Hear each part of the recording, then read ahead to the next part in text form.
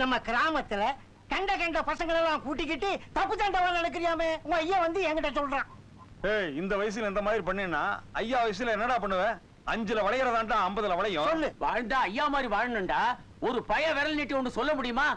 இனி ஏதாவது தவறு பண்ணா அடி பிச்சு விடுவார் ஆஸ்கள். அட விடு மச்சான், சின்ன பசங்கன்னா அப்படித்தான். நம்ம வளர்ந்த வளர்ப்பு எப்படி?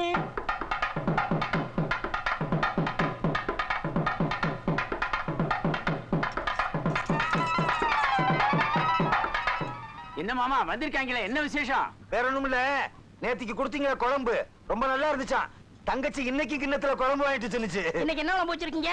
ஐயா கொஞ்சம் காரத்தை கம்மி பண்ணுங்க, தங்கச்சி வாய் வெந்துருச்சு. இனிமே எது செஞ்சாலும் எங்களுக்கு தகுந்தபடி செய்யுங்க. என்ன சொல்றாங்க? ஒண்ணுமில்ல மாப்பிள, நேத்திக்கு கோழி குழம்பு வச்சிருந்து நம்ம வீட்டுல அதை கேட்டு அனுப்பிச்சானுங்க, கொடுத்து அனுப்பிச்சேன். நம்மளை விட்டா வேற யாரு இருக்காங்க அவங்களுக்கு கொடுக்கறதுக்கு? ரொம்ப தாராள மனசையா உனக்கு. கொடுத்தனும் போகட்டும்.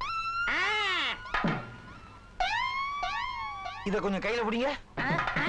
ஆமா, இவங்க எங்க புறப்பட்டு போயிட்டு இருக்காங்க? பக்கத்து வீட்டுல கோழி குழம்பு வச்சிருப்பாங்க.